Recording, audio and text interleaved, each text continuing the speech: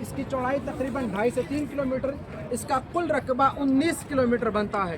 یعنی جتنے رقبے پہ یہ پھیلا ہوا ہے اس رقبے کا اگر معائنہ اگر ناپا جائے، اسے پیمانہ کیا جائے تو تقریباً 19 کلومیٹر کے رقبے میں یہ سارا پھیلا ہوا ہے۔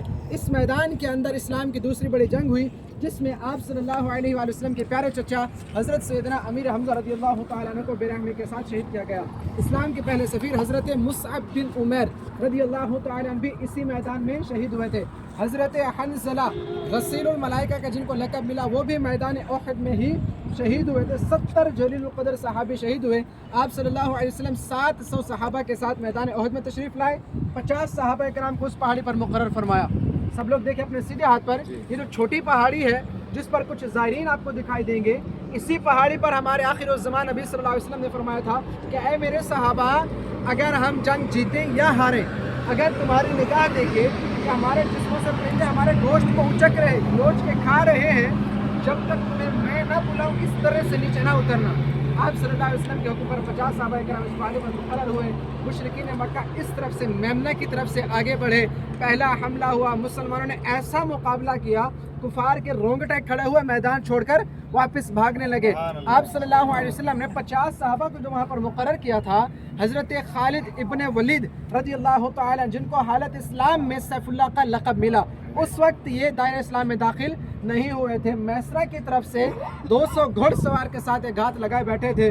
جب پہلے مرحلے میں مسلمان اپنی پوزیشنوں سے ہٹے، ان 50 میں سے 40 نے دل میں یہ خیال کیا کہ آپ صلی اللہ علیہ وسلم کا جو حکم تھا وہ جنگ کی حد تک تھا، میدان خالی ہو چکا، اب ہمارے بھائی اکیلے ہیں، کیوں نہ جا کے ان کی مدد کی جائے۔ ایک بات یہاں پر ذہن نشین رکھیں، یاد رکھیں کہ کچھ کم عقل لوگ یہ بھی کہہ دیتے ہیں، اپنے ایمان کا جنازہ نکال دیتے ہیں کہ صحابہ کرام مال غنیمت کے لیے اترے تھے، جنہوں نے اپنی بیویوں کو بیوہ کرایا، اپنے بچوں کو یتیم کرا، اپنے گھر باہر چھوڑ دیے، صرف اور صرف دین اسلام کی خاطر۔ کیا وہ اس تھوڑے سے مال کے اس پہاڑی سے نیچے اترے تھے؟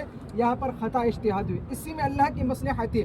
اللہ نے دکھانا تھا کہ اگر تم میرے محبوب کی بات مانو گے، چاہے وہ دنیا کی ہے چاہے وہ آخرت کی ہے، تمہیں اس میں بھی فائدہ، آخرت میں بھی تمہیں فائدہ۔ میدان بدر میں اللہ کے پیارے محبوب صلی اللہ علیہ وسلم پر صحابہ کرام کا یقین تھا تو میدان میں جیتے۔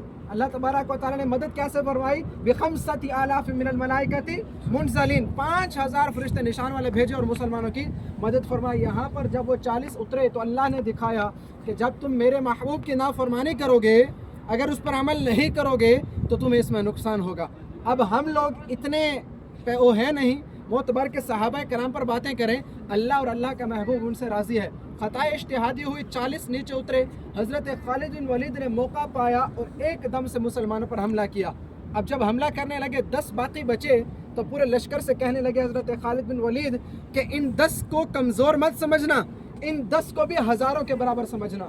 حالانکہ چلاکی سے آ رہے تھے لیکن 10 کا مقابلہ کرنے کے لیے بھی آپ کے دل میں خوف تھا۔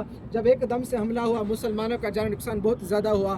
آپ صلی اللہ علیہ وسلم کے لبھائے مبارک زخمی ہوئے، آپ کے سر پر چوٹ آئی، زرہ آپ کے رخ انور میں چبھ گئی جس سے آپ کے دندان مبارک بھی شہید ہو گئے۔ حضرت علی رضی اللہ تعالیٰ عنہ 13 صحابہ کرام آپ کو مل کر آپ کی حفاظت کے لیے میدان احد کے اندر سے لے کر آپ کو احد پہاڑ کے دامن میں چلے گئے۔ اس وقت آپ صلی اللہ علیہ وسلم کے لیے اس احد پہاڑ نے اپنا سینہ چیر کر ایسے ملا ہوا تھا لیکن پھٹا، خلا پیدا ہوئی۔ آپ صلی اللہ علیہ وسلم نے زخمی حالت میں جہاں پر اپنا ہاتھ مبارک، دست مبارک رکھے، وہیں اس احد پہاڑ کے درمیان نشان بن گئے۔ ایسا نرم اور ملائم ہوا کہ جیسے ہم روئی کے اوپر ہاتھ رکھتے اور نشان بن جاتے ہیں، اس طرح یہ نرم اور ملائم ہو گیا۔ اس وقت آپ صلی اللہ علیہ وسلم نے فرمایا ھذا جبل احد یحبنا ونحبہ، یہ احد کا پہاڑ ہم سے محبت کرتا ہے اور ہم اس سے محبت کرتے ہیں۔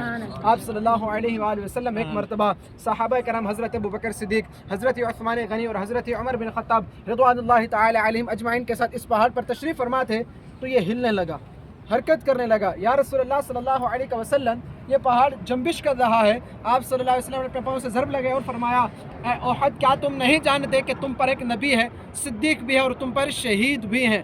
تو یہ احد پہاڑ خوشی سے جھوم رہا تھا، عرض کرنے لگا یا رسول اللہ صلی اللہ علیہ وسلم، میں تو خوشی سے جھوم رہا ہوں کہ مجھ پر اللہ کا نبی بھی ہے، مجھ پر صدیق بھی ہے اور مجھ پر شہید بھی ہے۔ آپ صلی اللہ علیہ وسلم کے پاؤں کی ضرب کی وجہ سے یہ پہاڑ رک گیا تھا، تھم گیا تھا۔ آپ صلی اللہ علیہ وسلم نے میدان احد میں اپنے چچا کا جنازہ ہر صحابی کے ساتھ تقریباً 70 تکبیروں کے ساتھ پڑھایا ہے۔ آپ تمام زائرین ایک مرتبہ میرے ساتھ مل کر سلام کے الفاظ دہرا لیجئے۔